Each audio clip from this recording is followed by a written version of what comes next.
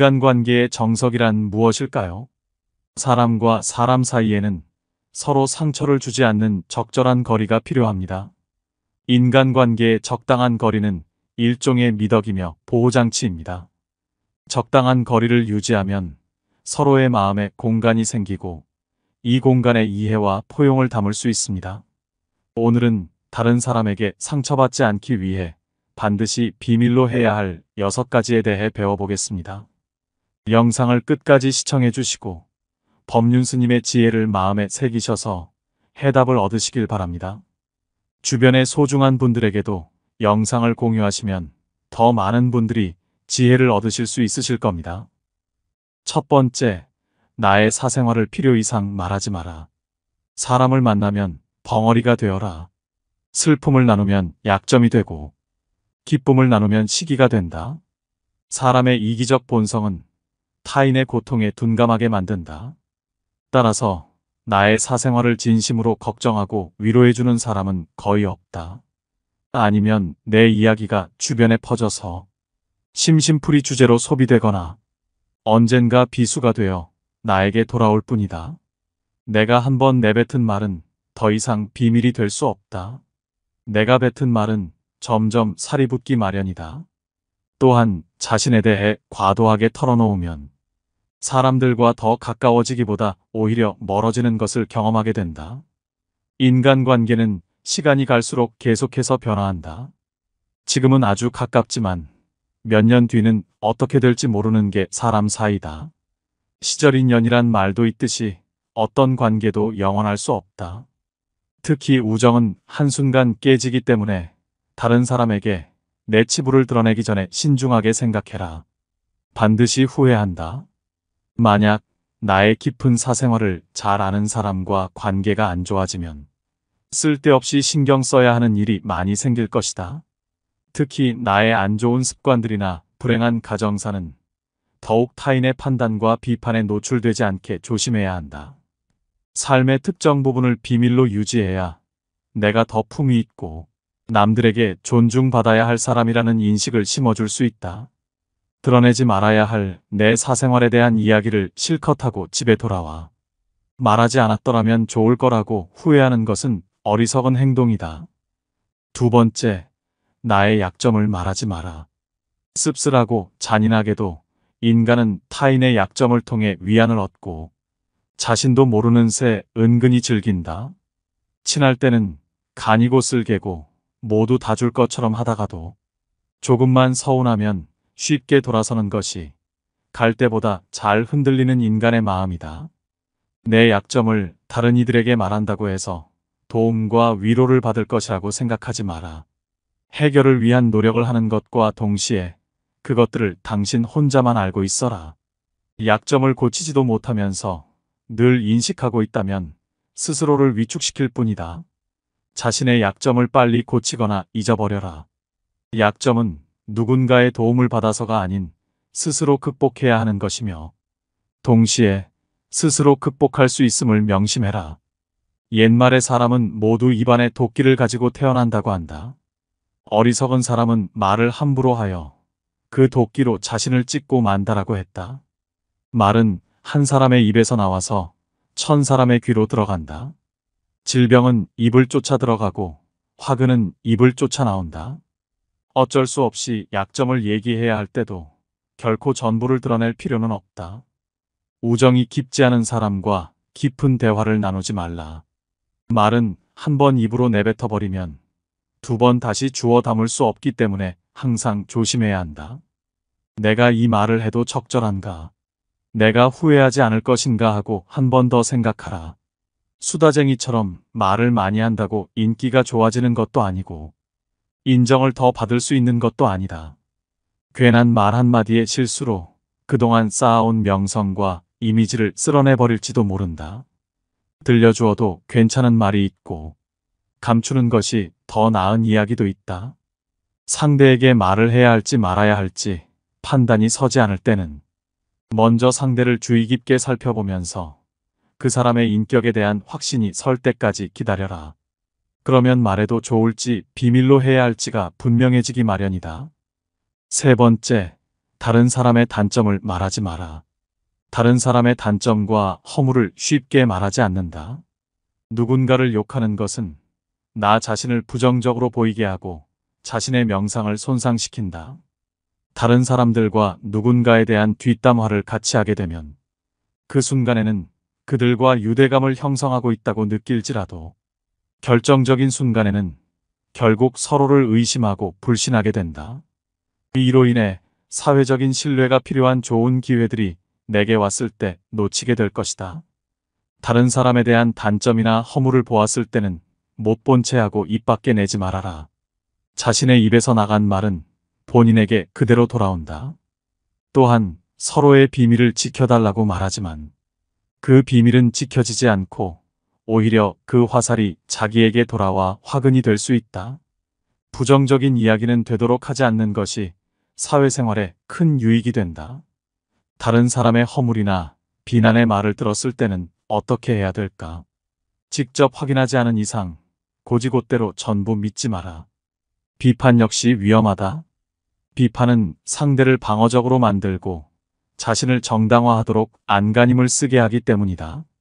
사람들의 소중한 자존심에 상처를 입히고 원한을 불러일으키기도 한다. 이미 내뱉어진 말은 상대방의 가슴 속에 수십 년 동안 화살처럼 꽂혀 있다. 비판은 부메랑이 되어 나에게 다시 돌아온다. 사람의 잘못은 자신의 인간관계에서 비롯된다. 남의 잘못을 돌이켜 자신을 반성하라. 상대의 의견에 반대하거나 잘못했음을 가르쳐 주어야 할 때도 직설적으로 말하기보다는 우연히 떠오른 것처럼 재치 있게 말해 주어라. 불필요한 조언이나 비난은 관계를 손상시키고 신뢰나 존중의 부족으로 이어지기 때문에 진정한 지지와 격려로 긍정적인 관계를 만들어라. 특히 가까운 친구나 가족처럼 편한 사이에서는 더욱 조심해야 한다. 충고라면서 이게 다 너를 위해서 하는 말이야 라고 하는 것은 실상은 너는 틀렸고 나는 맞다라는 뜻이다. 부정적인 말과 뒷담화 그리고 불필요한 조언은 언제 어디서든 결국 나 자신에게 해가 된다. 우리 각자는 남들이 100% 이해할 수 없는 개인의 사정이 다 있기 마련이다. 그냥 공감해주고 들어주는 것만으로도 그 사람은 고마움을 느낄 것이다. 행동은 말보다 더 많은 무게와 힘을 가진다. 네 번째, 나를 자랑하지 마라. 조금 아는 바가 있다 해서 스스로 뽐내며 남을 깔본다면 장님이 촛불을 들고 걷는 것 같이 남은 비춰주지만 자신은 밝히지 못한다. 무심코 내뱉은 자랑이 뜻밖의 오해를 부르거나 상대방 질투의 이유가 되는 경우가 많다. 이 상황을 만든 것은 자랑을 내뱉은 바로 나 자신이다. 그러므로 입을 열 때는 생각 또 생각하라. 특히 자식 자랑하지 마라. 자식 자랑할 것이 많은 사람도 있겠지만 대부분은 다들 자식 때문에 한두 가지 걱정거리가 있기 마련이다. 아무리 못난 부모라도 자식은 수십 년간 공들여서 눈물과 정성으로 키워낸 귀한 존재이다. 그러니 아무리 내 자식이 잘나고 성공했더라도 그 마음에 소금을 뿌리는 일을 해서는 안 된다. 또한 남들이 나를 칭찬하기 전에 내가 먼저 나를 자랑하고 떠벌리는 것은 나의 가치를 떨어뜨리고 볼품없는 사람으로 만든다. 칭찬은 바람이 불면 한순간에 흩어지는 구름과 같다. 산이 높으면 계곡도 깊듯 명성이 높고 화려할수록 절망과 고통은 더욱더 깊은 법이다. 그러니 칭찬에 연연하지 말라. 자기 자랑만 늘어놓는 사람은 경청하지 않는 사람이고 상대로 하여금 반감을 느끼게 한다. 당장은 필요에 의해 곁에 있더라도 많은 사람들이 점차 그의 곁을 떠날 것이다. 겸손함을 길러 불필요한 시기 질투를 피하라. 오히려 진짜 현명한 사람은 겸손으로 무장해 불필요한 질투심으로부터 자신을 보호한다. 자신의 가치를 알고 있고 다른 사람들로부터 검증을 요구하지 않는다. 특히 자랑거리가 많을수록 능력이 많을수록 상대가 나에게 시기 질투를 느끼지 않도록 하는 것이 제일 좋은 처세다. 인간이란 자기보다 가진 것이 많다고 생각되면 시기 질투하고 자기보다 가진 것이 없다고 생각되면 무시하는 게 본능이다. 아무리 선행이라도 계속 말하면 오만해 보인다. 선행의 진실함이 가려지고 나를 과시하기 위한 수단으로 비춰질 것이다. 굳이 드러내지 않아도 나의 배품을 기억하는 소수의 사람들이 나에게 중요한 도움을 줄 때가 올 것이다. 스스로 옳다고 여기는 사람은 분명하게 판단하지 못하고, 스스로 만족해하는 사람은 드러나지 않으며, 스스로 뽐내는 사람은 공로가 없어지고, 스스로 자랑하는 사람은 오래가지 못한다. 5번째, 내가 가진 돈에 대해 이야기하지 마라. 세상에서 사람을 가장 크게 상처 입히는 3가지는 번민과 말다툼, 그리고 텅 빈 지갑이다. 그 중에서 텅 빈 지갑이 가장 크게 사람을 상처 입힌다. 그러니 가족이나 아무리 친한 친구에게도 내가 돈을 얼마나 많이 가졌는지에 대해 말하지 마라.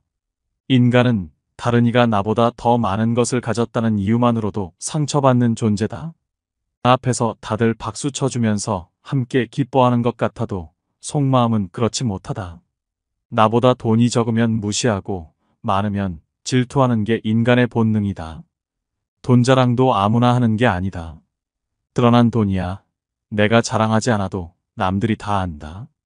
또한 처음 만나는 사람 앞에서 돈 자랑으로 과시하는 것이 절대 다른 사람을 기선제압하는 좋은 방법이 아니다.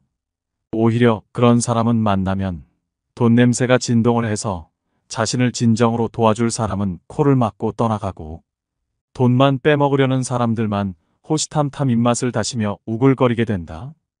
혹여 특히 나와 별다를 바 없이 살던 지인이 갑자기 부자가 된 경우라면 그 시기 질투의 강도가 세진다. 그러면서도 당연한 듯 무언가를 요구하거나 기대하며 내가 더 받는 것이 당연한 듯 행동하기 쉽다. 결국 관계는 끝을 맺는다.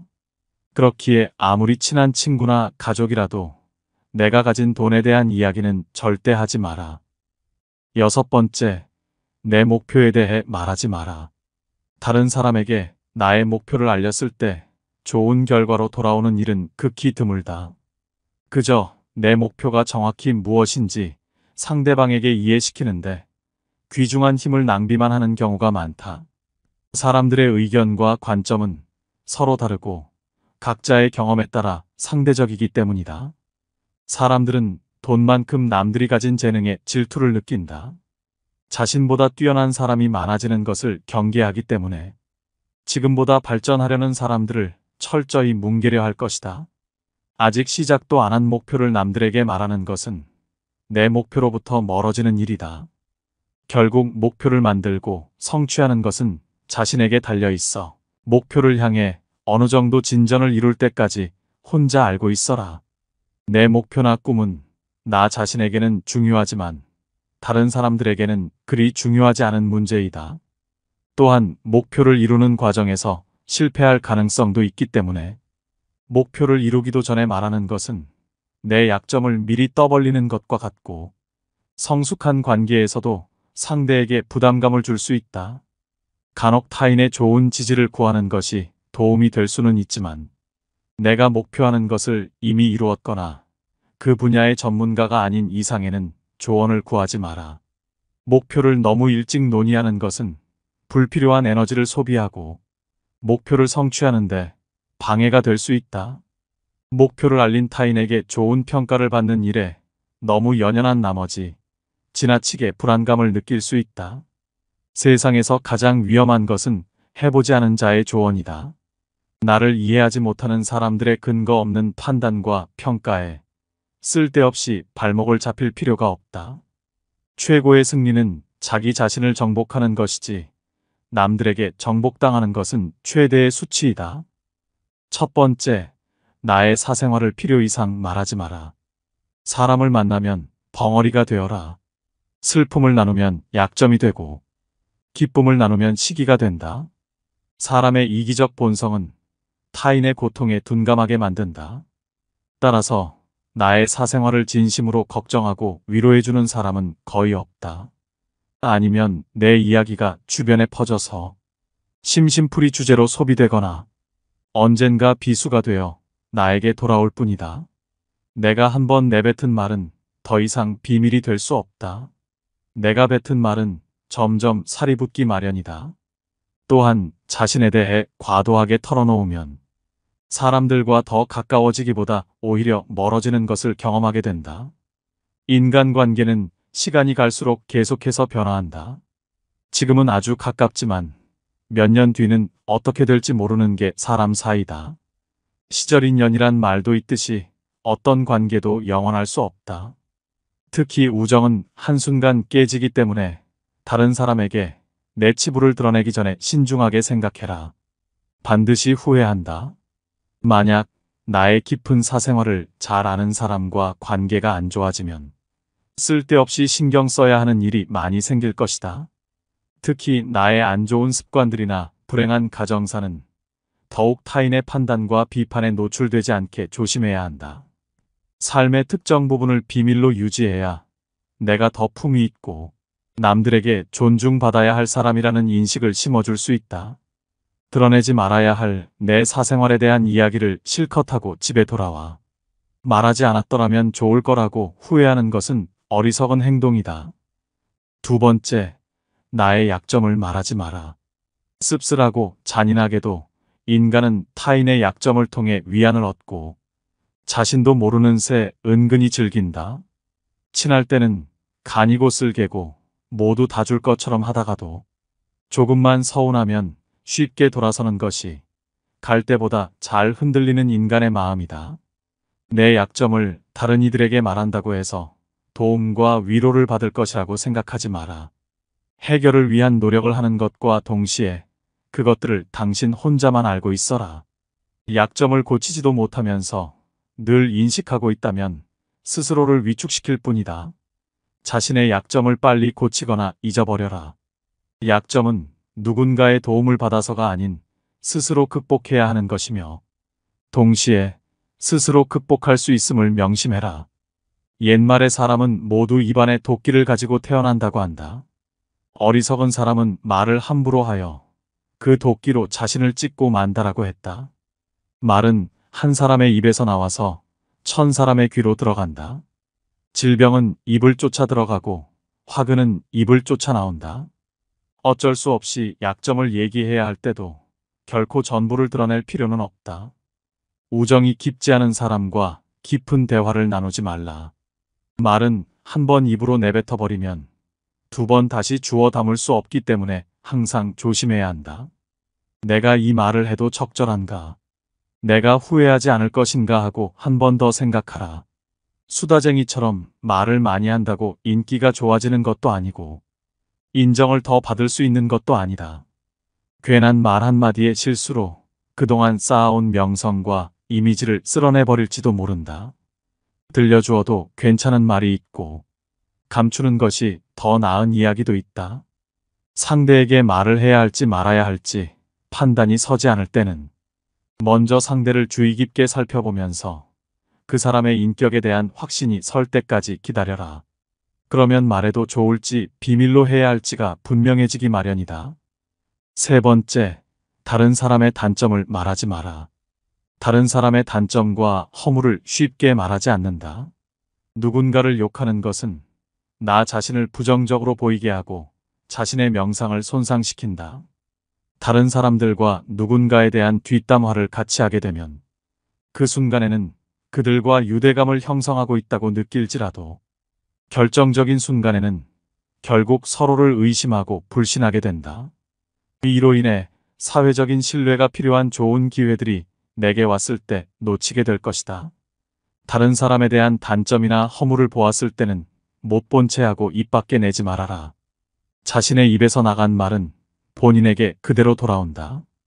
또한 서로의 비밀을 지켜달라고 말하지만 그 비밀은 지켜지지 않고 오히려 그 화살이 자기에게 돌아와 화근이 될 수 있다. 부정적인 이야기는 되도록 하지 않는 것이 사회생활에 큰 유익이 된다. 다른 사람의 허물이나 비난의 말을 들었을 때는 어떻게 해야 될까? 직접 확인하지 않은 이상 고지곳대로 전부 믿지 마라. 비판 역시 위험하다. 비판은 상대를 방어적으로 만들고 자신을 정당화하도록 안간힘을 쓰게 하기 때문이다. 사람들의 소중한 자존심에 상처를 입히고 원한을 불러일으키기도 한다. 이미 내뱉어진 말은 상대방의 가슴 속에 수십 년 동안 화살처럼 꽂혀 있다. 비판은 부메랑이 되어 나에게 다시 돌아온다. 사람의 잘못은 자신의 인간관계에서 비롯된다. 남의 잘못을 돌이켜 자신을 반성하라. 상대의 의견에 반대하거나 잘못했음을 가르쳐 주어야 할 때도 직설적으로 말하기보다는 우연히 떠오른 것처럼 재치 있게 말해 주어라. 불필요한 조언이나 비난은 관계를 손상시키고 신뢰나 존중의 부족으로 이어지기 때문에 진정한 지지와 격려로 긍정적인 관계를 만들어라. 특히 가까운 친구나 가족처럼 편한 사이에서는 더욱 조심해야 한다. 충고라면서 이게 다 너를 위해서 하는 말이야 라고 하는 것은 실상은 너는 틀렸고 나는 맞다라는 뜻이다. 부정적인 말과 뒷담화 그리고 불필요한 조언은 언제 어디서든 결국 나 자신에게 해가 된다. 우리 각자는 남들이 100% 이해할 수 없는 개인의 사정이 다 있기 마련이다. 그냥 공감해주고 들어주는 것만으로도 그 사람은 고마움을 느낄 것이다. 행동은 말보다 더 많은 무게와 힘을 가진다. 네 번째, 나를 자랑하지 마라. 조금 아는 바가 있다 해서 스스로 뽐내며 남을 깔본다면 장님이 촛불을 들고 걷는 것 같이 남은 비춰주지만 자신은 밝히지 못한다. 무심코 내뱉은 자랑이 뜻밖의 오해를 부르거나 상대방 질투의 이유가 되는 경우가 많다. 이 상황을 만든 것은 자랑을 내뱉은 바로 나 자신이다. 그러므로 입을 열 때는 생각 또 생각하라. 특히 자식 자랑하지 마라. 자식 자랑할 것이 많은 사람도 있겠지만 대부분은 다들 자식 때문에 한두 가지 걱정거리가 있기 마련이다. 아무리 못난 부모라도 자식은 수십 년간 공들여서 눈물과 정성으로 키워낸 귀한 존재이다. 그러니 아무리 내 자식이 잘나고 성공했더라도 그 마음에 소금을 뿌리는 일을 해서는 안 된다.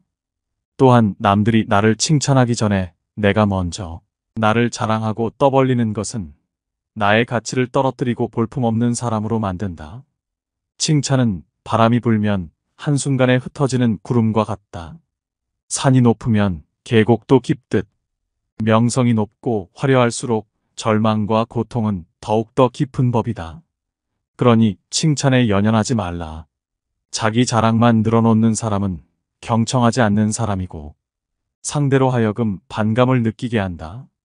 당장은 필요에 의해 곁에 있더라도 많은 사람들이 점차 그의 곁을 떠날 것이다. 겸손함을 길러 불필요한 시기 질투를 피하라. 오히려 진짜 현명한 사람은 겸손으로 무장해 불필요한 질투심으로부터 자신을 보호한다. 자신의 가치를 알고 있고 다른 사람들로부터 검증을 요구하지 않는다. 특히 자랑거리가 많을수록 능력이 많을수록 상대가 나에게 시기 질투를 느끼지 않도록 하는 것이 제일 좋은 처세다. 인간이란 자기보다 가진 것이 많다고 생각되면 시기 질투하고 자기보다 가진 것이 없다고 생각되면 무시하는 게 본능이다. 아무리 선행이라도 계속 말하면 오만해 보인다. 선행의 진실함이 가려지고 나를 과시하기 위한 수단으로 비춰질 것이다. 굳이 드러내지 않아도 나의 배품을 기억하는 소수의 사람들이 나에게 중요한 도움을 줄 때가 올 것이다. 스스로 옳다고 여기는 사람은 분명하게 판단하지 못하고 스스로 만족해하는 사람은 드러나지 않으며 스스로 뽐내는 사람은 공로가 없어지고 스스로 자랑하는 사람은 오래가지 못한다. 다섯 번째, 내가 가진 돈에 대해 이야기하지 마라. 세상에서 사람을 가장 크게 상처 입히는 세 가지는 번민과 말다툼, 그리고 텅 빈 지갑이다. 그 중에서 텅 빈 지갑이 가장 크게 사람을 상처 입힌다. 그러니 가족이나 아무리 친한 친구에게도 내가 돈을 얼마나 많이 가졌는지에 대해 말하지 마라. 인간은 다른 이가 나보다 더 많은 것을 가졌다는 이유만으로도 상처받는 존재다. 앞에서 다들 박수 쳐주면서 함께 기뻐하는 것 같아도 속마음은 그렇지 못하다. 나보다 돈이 적으면 무시하고 많으면 질투하는 게 인간의 본능이다. 돈 자랑도 아무나 하는 게 아니다. 드러난 돈이야. 내가 자랑하지 않아도 남들이 다 안다. 또한 처음 만나는 사람 앞에서 돈 자랑으로 과시하는 것이 절대 다른 사람을 기선제압하는 좋은 방법이 아니다. 오히려 그런 사람은 만나면 돈 냄새가 진동을 해서 자신을 진정으로 도와줄 사람은 코를 막고 떠나가고, 돈만 빼먹으려는 사람들만 호시탐탐 입맛을 다시며 우글거리게 된다. 혹여 특히 나와 별다를 바 없이 살던 지인이 갑자기 부자가 된 경우라면 그 시기 질투의 강도가 세진다. 그러면서도 당연한 듯 무언가를 요구하거나 기대하며 내가 더 받는 것이 당연한 듯 행동하기 쉽다. 결국 관계는 끝을 맺는다. 그렇기에 아무리 친한 친구나 가족이라도 내가 가진 돈에 대한 이야기는 절대 하지 마라. 6번째, 내 목표에 대해 말하지 마라. 다른 사람에게 나의 목표를 알렸을 때 좋은 결과로 돌아오는 일은 극히 드물다. 그저 내 목표가 정확히 무엇인지 상대방에게 이해시키는데 귀중한 힘을 낭비만 하는 경우가 많다. 사람들의 의견과 관점은 서로 다르고 각자의 경험에 따라 상대적이기 때문이다. 사람들은 돈만큼 남들이 가진 재능에 질투를 느낀다. 자신보다 뛰어난 사람이 많아지는 것을 경계하기 때문에 지금보다 발전하려는 사람들을 철저히 뭉개려 할 것이다. 아직 시작도 안 한 목표를 남들에게 말하는 것은 내 목표로부터 멀어지는 일이다. 결국 목표를 만들고 성취하는 것은 자신에게 달려 있어 목표를 향해 어느 정도 진전을 이룰 때까지 혼자 알고 있어라. 내 목표나 꿈은 나 자신에게는 중요하지만 다른 사람들에게는 그리 중요하지 않은 문제이다. 또한 목표를 이루는 과정에서 실패할 가능성도 있기 때문에 목표를 이루기도 전에 말하는 것은 내 약점을 미리 떠벌리는 것과 같고, 성숙한 관계에서도 상대에게 부담감을 줄 수 있다. 간혹 타인의 좋은 지지를 구하는 것이 도움이 될 수는 있지만 내가 목표하는 것을 이미 이루었거나 그 분야의 전문가가 아닌 이상에는 조언을 구하지 마라. 목표를 너무 일찍 논의하는 것은 불필요한 에너지를 소비하고 목표를 성취하는데 방해가 될 수 있다. 목표를 알린 타인에게 좋은 평가를 받는 일에 너무 연연한 나머지 지나치게 불안감을 느낄 수 있다. 세상에서 가장 위험한 것은 해보지 않은 자의 조언이다. 나를 이해하지 못하는 사람들의 근거 없는 판단과 평가에 쓸데없이 발목을 잡힐 필요가 없다. 최고의 승리는 자기 자신을 정복하는 것이지 남들에게 정복당하는 것은 최대의 수치이다. 오늘 지혜의 말씀 어떠셨나요? 법륜스님은 총 6가지의 비밀을 타인에게 숨기라고 말합니다. 첫 번째, 나의 사생활을 필요 이상 말하지 마라. 두 번째, 나의 약점을 말하지 마라. 세 번째, 다른 사람의 단점을 말하지 마라. 네 번째, 나를 자랑하지 마라. 다섯 번째, 내가 가진 돈에 대해 이야기하지 마라. 여섯 번째, 내 목표에 대해 말하지 마라. 사람과 함께 살아가되 늘 적당한 거리를 둬야 합니다. 영상을 반복하여 들으셔서 현명한 인간관계에 대한 해안을 얻으셨길 소망합니다. 오늘도 노후의 지혜와 함께 해주셔서 감사드립니다. 황금빛으로 무르익어가는 여러분의 지혜로운 인생을 언제나 응원합니다.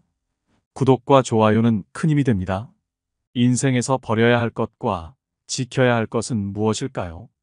살다 보면 불어오는 바람을 피하지 못하듯이 후회도 죄 짓는 것도 피할 수 없는 게 우리의 인생일지 모릅니다.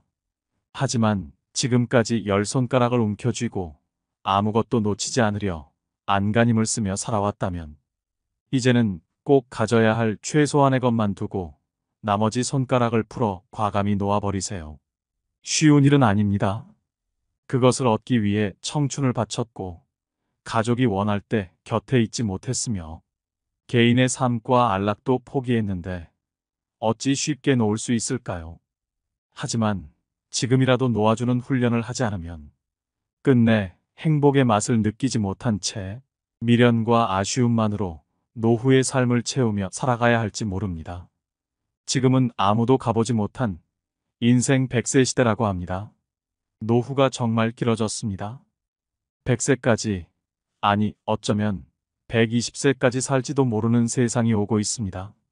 하지만 이렇게 오래 살 줄 몰랐기에 우리 대부분은 노후 준비를 해놓지 못했습니다. 노후는 인생의 마지막 불꽃을 피울 수 있는 시기입니다. 노후를 어떻게 보내느냐에 따라 인생 전체가 행복한 삶으로 결정될 수도 불행한 삶으로 결정될 수도 있습니다. 중년 노년이라면 당신의 노후는 당신의 부모와는 다릅니다.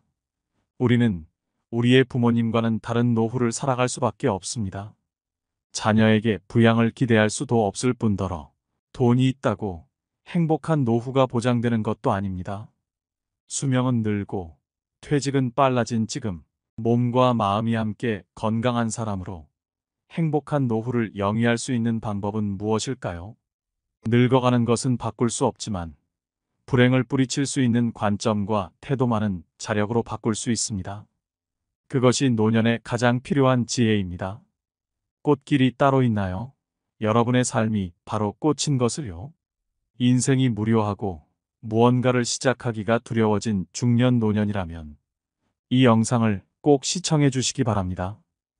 오늘은 한 부자 노인의 유언을 통해 죽음의 문턱에서 갖는 후회들 그리고 고마움들에 대한 이야기를 해보겠습니다.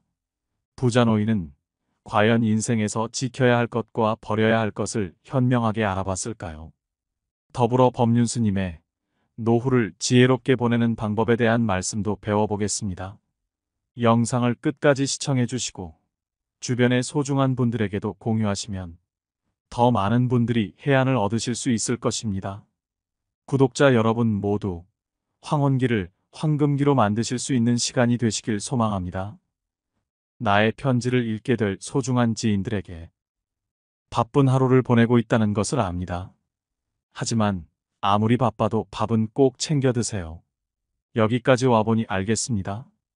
비싼 돈으로 산 핸드폰의 70%의 성능은 사용하지도 않았고 내 값비싼 차의 70%의 성능은 필요 없는 것이었고 호화로운 우리 집도 70%의 공간은 비어있는 것이나 마찬가지였으며 옷과 일용품들 70% 또한 지극히 필요가 없는 것이었습니다.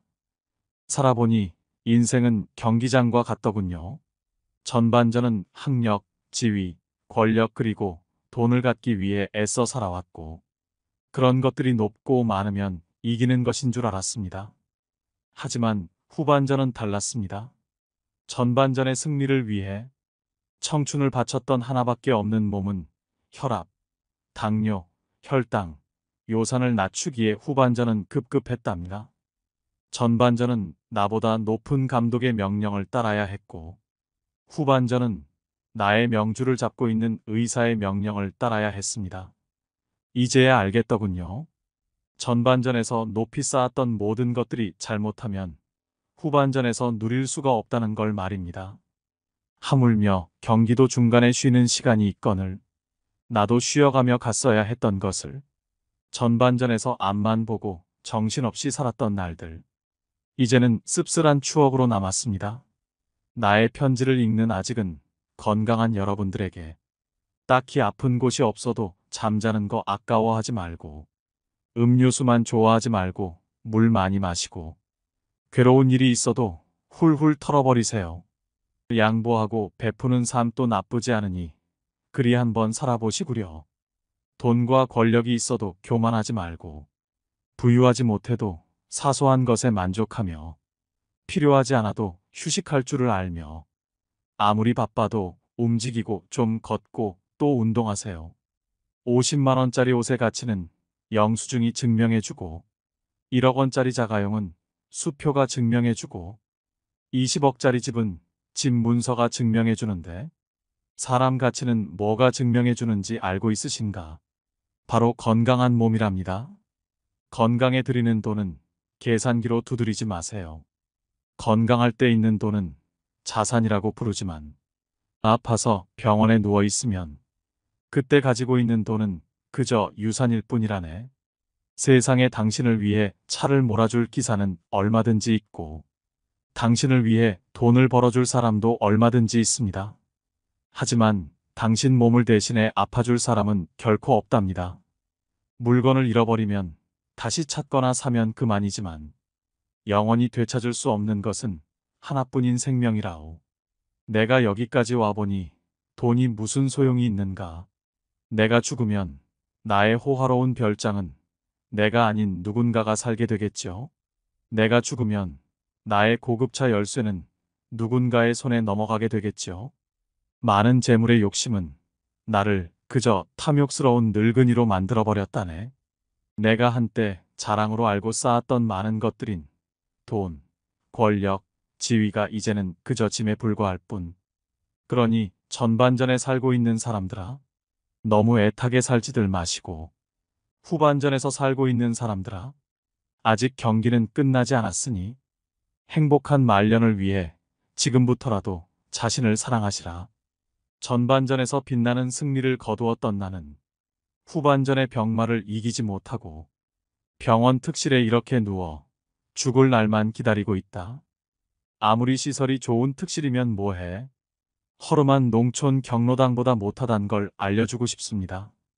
그래도 이 편지를 지인들에게 전할 수 있음에 따뜻한 기쁨을 느낀답니다. 바쁘게 세상 살아가는 그대들, 자신을 사랑하며 살아가기를. 힘없는 나는 이제 마음으로 그대들의 행운을 빌 뿐이라오. 누구보다 먼저 웃고 많이 웃는 행복한 나날들로 가득 채우시길. 여러분은 부자노인의 유언장을 듣고 어떤 생각이 드셨나요? 진정한 행복은 돈으로 살 수 없다는 말이 있습니다.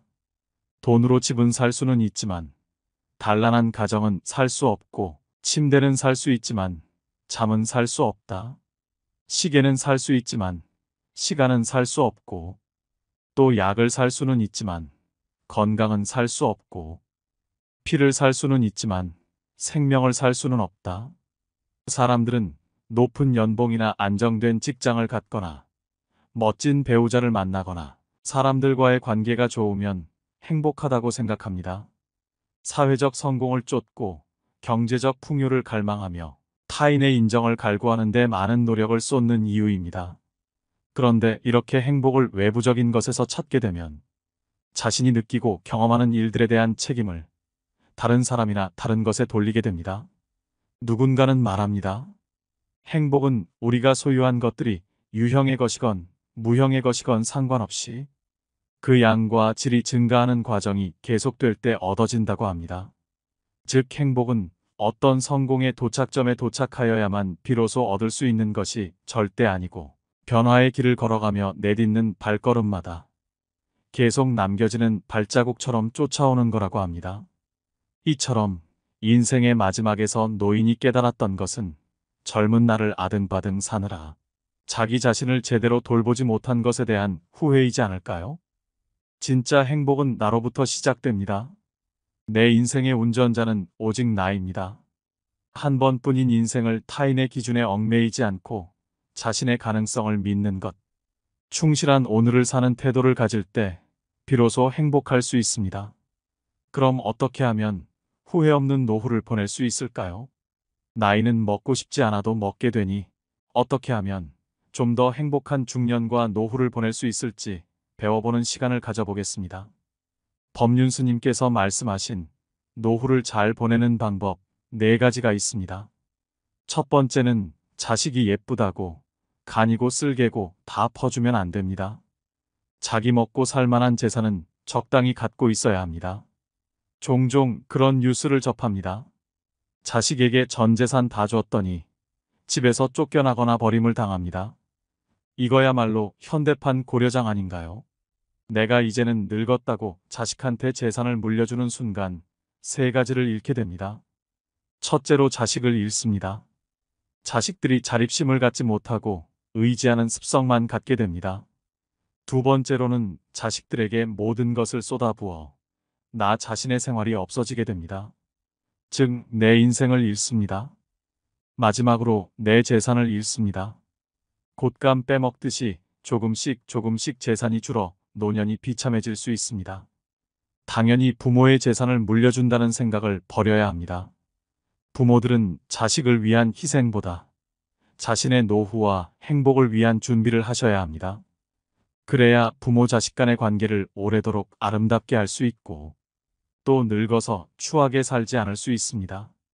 시골 사람이라면 집 한 채는 가지고 있어 반찬 길러 먹을 밭대기 하나, 논 한 마지기가 있으면 좋고, 도시 사람이라면 전세든 자가든 몸 하나 놓을 방 한 칸은 있어야 하고, 통장에 용돈 쓸 만큼 넣어놓고 이자 받아서 보탰으면 됩니다. 큰 돈은 필요 없지만 그렇게 자기 삶에 최소한의 단도리를 해야 합니다. 돈이 모자라면 젊은 사람은 막노동이라도 해서 벌면 되지만 늙으면 막노동도 못하는데 자식이 용돈 안 주나 이런 생각을 시작하면 자식을 원망하게 됩니다. 평생을 자식 위해 희생했더라도 노후에는 자기만 생각하세요. 그게 건강하고 평온한 노후를 만드는 길입니다. 두 번째로는 욕심을 내려놔야 합니다. 이것도 하고 저것도 하고 싶어도 나이 들면 욕심을 부리면 안 됩니다. 아름답게 느껴지지 않고 추하게 느껴집니다. 내일 죽을지 모레 죽을지 모르니까 아무것도 안 하고 놀아야 된다는 얘기가 아닙니다. 욕심을 부리면 마음이 괴로워집니다. 과식해도 안 되고 과금해도 안 되고 과욕해도 안 되고 과로해도 안 됩니다. 젊었을 때는 과로해서 피곤해도 하루 이틀 휴식하면 금방 회복이 되는데 나이가 들어서는 노화를 급속도로 재촉하게 됩니다. 그러니 나이가 들수록 뭐든 과하지 않게 조절하는 지혜가 필요합니다. 음식이 아무리 맛있어도 적당히 소식하고 돈을 더 벌어야지, 남들보다 더 잘 살아야지 하는 욕심도 내려놓아야 합니다. 예를 들면 수험생 한 명을 뽑는데 모두가 다 본인이 한 명에 들어갈 수 있다고 생각하고 100명이 달려듭니다. 그리고 그 한 명에 들지 못하면 마음이 굉장히 괴로워지고 우울증이 옵니다. 법륜 스님이 말씀하시길 한 명 뽑는 자리에서 박차고 나와 마음을 낮추고 100명을 뽑는데 한 명이 모이는 자리로 내려가라는 것입니다. 공무원이나 군인의 경우도 마찬가지입니다. 과거에는 공무원이란 직업이 박봉이었지만 20년 넘게 일하면 연금이 꼬박꼬박 나와서 오늘날에는 꽤 좋은 직업에 속합니다.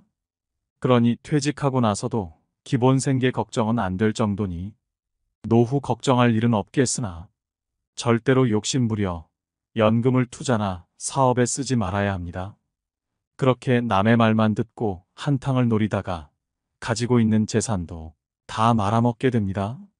지금 가진 것에 만족하는 삶의 자세를 가지고 내가 가지지 못한 것에 몰두해 마음을 괴롭게 하지 마세요. 주어진 환경에 맞춰서 검소하게 살고 또 할 수 있는 만큼만 하면서 살아간다면 그거 자체로도 남은 삶이 행복할 수 있습니다. 세 번째는 운동 겸 노동을 해야 합니다. 운동 습관만큼 든든한 노후 자산은 없습니다. 유병장수가 아닌 무병장수를 위한 최고의 자산입니다. 나이 들어 여기저기가 아파져도 무리는 하지 않는 수준에서 쉬지 않고 계속 몸을 움직여야 합니다. 운동을 한다고 해서 헬스장을 다니라는 것이 아니라 방 청소도 하고 설거지도 하고 시골에 산다면 농사일을 하면서 노동을 해야 합니다. 몸이 안 좋다고 매일 방에만 누워 있으면 오히려 건강이 안 좋아질 수도 있습니다. 꼭 돈을 벌기 위해 할 필요도 없고 소일거리 삼아 일을 해야 합니다. 가장 훌륭한 노후 준비는 평생 현역이라는 말이 있습니다. 퇴직 후에도 계속 일자리를 가지는 것입니다. 소득이 얼마냐는 크게 중요하지 않습니다. 일하는 즐거움으로 생활에 활력이 생기고 고립감도 해소됩니다. 또 소일거리라도 갖는다는 것은 노후에도 자기의 존재 가치를 확인한다는 의미입니다. 이를 통해 주변과 교류하면서 행복감을 느낄 수 있고 무료함의 지옥에서도 벗어날 수 있습니다. 노후의 3대 불안은 돈, 건강, 외로움이라고 합니다. 이 3대 불안을 한꺼번에 해소하는 것이 바로 노동입니다. 다만 젊을 때처럼 욕심을 내서 하던 일을 못 그만두고 무리하면 안 됩니다. 적당히 일하고 적당히 쉬어야 됩니다. 네 번째는 자식에 대한 집착을 놓아야 합니다. 내 자식은 잘 됐으면 좋겠다. 이런 집착은 말할 것도 없고 자식한테 바라는 마음 자체를 버려야 합니다. 그렇지 않으면 자식을 원망하고 욕하게 됩니다.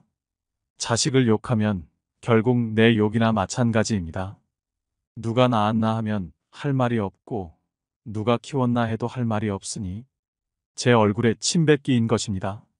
그러니 자식에게는 바라는 게 없어야 합니다. 가끔 그런 질문을 받습니다. 자식에 대한 집착을 내려놓아야겠다는 생각은 드는데 자꾸 자식에 대해서 신경을 쓰게 됩니다. 성인이 된 자식에게 일으키는 마음은 모두 집착인가요? 그게 집착인지 물을 필요도 없이 당연히 집착입니다. 마치 남의 물건을 훔치는 것을 도둑질이라고 할 수 있을까요? 하고 묻는 것과 같습니다. 집착을 못 내려놓고 있는 사실을 있는 그대로 인식할 수 있어야 문제를 해결할 수 있는 기회라도 생깁니다. 그런데 이게 사랑이 아닐까? 이렇게 생각하니까 해결이 안 되는 겁니다. 또 때가 되면 자식을 독립시켜야 됩니다. 성인이 된 자식을 독립시키지 못하는 이유는 부모가 토끼나 다람쥐보다 못하기 때문입니다. 토끼나 다람쥐는 새끼를 키울 때는 어미의 목숨을 걸고 키웁니다. 그런데 사람은 자기 생각에 빠져서 목숨을 걸기는커녕 오히려 자기 인생이 더 중요하다고 아이를 남에게 맡기는 사람도 있습니다. 다람쥐는 새끼 때는 목숨을 걸고 새끼를 보호하다 성체가 되면 새끼에 대한 집착을 끊고 각자 알아서 살도록 합니다. 새끼가 죽어도 관여를 안 합니다. 그런데 사람은 자식이 다 큰 뒤에도 계속 집착을 합니다. 그러니 사람이 다람쥐보다 못해서 그렇다고 할 수밖에 없습니다. 우선 내가 집착하고 있구나 하고 자각을 해야 합니다. 내가 남편보다는 자식을 더 많이 집착하고 있구나 하고 내 상태를 있는 그대로 알아차려야 합니다. 남편은 남의 뱃속에서 낳은 사람이고 자식은 내 뱃속으로 낳아서 어렸을 때부터 내가 키웠기 때문에 집착의 강도가 더욱 강할 수밖에 없습니다. 내가 남편한테 잘한다고 해서 반드시 결과가 좋게 돌아오는 것은 아니지만 그래도 일부분은 돌아올 가능성이 있습니다. 하지만 자식한테는 아무리 잘해도 10%도 돌아올 확률이 안 됩니다. 그런데도 여러분은 집착 때문에 바보 같은 짓을 합니다. 어떻게 하든 괜찮습니다. 남도 돕는데 자식을 돕는 것이 왜 나쁘겠나요? 그러나 자식을 도울 때는 대부분 집착을 하거나 기대를 하기 때문에 반드시 고통이 따릅니다. 그래서 남편 혹은 아내에 대한 배신감보다 자식에 대한 배신감이 더 큽니다. 집착의 강도만큼 고뇌가 생기기 때문입니다. 부처님은 괴로움은 집착 때문에 생긴다고 말씀하셨습니다. 괴로우면 집착을 내려놓으면 되는 것이고 괴롭고 싶으면 집착하면 됩니다. 그러니 자식이 어릴 때는 정성껏 돌보고 성인이 된 후에는 각자의 길을 존중하는 방식으로 지내야 부모도 자식도 평화롭습니다. 자식이 용돈이라도 주면 액수에 관계없이 얼마를 주든 고마워해야 합니다. 또 자주 안 찾아와도 고마운 것이라 늙은 부모한테 손 빌리지 않고 달라는 것도 없어서 그 또한 고마운 것입니다. 바라는 마음이 없으면 자식을 효자로 만들 수 있고 바라는 마음이 불효자를 만듭니다. 여기에 하나를 더 얘기하자면 자식에게든 젊은 사람에게든 이래라 저래라 잔소리를 하지 말아야 합니다. 입에서 간섭이 나오려 해도 염불을 외우며 막아야 합니다. 그러면 자식들이 부모를 더 보살펴 줍니다. 대부분 자식이 부모를 떠나고 잘 안 찾아오는 경우는 부모에게도 원인이 있습니다. 간섭이 많고 잔소리도 많았던 경우가 많습니다. 이것이 부모의 특징이기도 하지만 노인의 특징이기도 합니다. 아무리 자식이라도 자식의 인생에 지나치게 간섭하지 말고 시비분별하지 말라는 것입니다. 사람이 늙으면 늙는 대로 보기가 참 좋습니다. 나이가 좀 들어야 삶에 참맛이 있습니다. 봄에 피는 꽃도 예쁘지만 가을에는 단풍잎이 빨갛게 물들고 은행나뭇잎이 노랗게 물드는 것처럼 잘 물들면 봄꽃보다 더 예쁘고 아름다운 것이 단풍입니다. 늙어서 초라해지느냐 원숙해지느냐는 몸뚱이가 아니라 내 마음이 결정합니다. 입에서 나오는 한마디가 내가 살아온 인생의 많은 경험에서 우러나오기 때문에 젊은 애들이 조잘대며 영양가 없이 하는 말보다 들을 만하고, 스님도 똑같은 법문을 해도 20, 30대에는 별로 설득력이 없었으나 이제는 영감이 다 돼서 얘기하니 구수하게 들립니다. 나뭇잎이 떨어졌는데도 주워가는 건 단풍밖에 없습니다. 꽃이 아무리 예쁘다 해도 이미 진 꽃은 아무도 안 주워갑니다. 오직 잘 물든 단풍잎만 주워가니 이것이 의미하는 바가 있습니다. 여러분들도 잘 물들면 자식한테 버림받을 일 없습니다. 그러니 아름답게 늙기 위해서는 꼭 불교 신자가 아니더라도 수행을 하고 마음 공부를 해서 인생의 마무리를 아름답게 해야 합니다. 다섯째는 늙어가는 것이 당연하다 생각해야 됩니다. 인생 100세 시대라고 하니 50대, 60대면 앞으로 30년, 40년은 충분히 살아갈 것이고, 까딱하면 지금까지 살아온 날들보다 더 많이 살아야 할 수도 있습니다. 오래 살 거라고 생각하니 경제적인 문제며 건강적인 문제가 걱정되는 것은 당연합니다. 그런데 이런 것들을 너무 걱정하고 살면 사는 자체가 근심이고 힘들 수밖에 없습니다.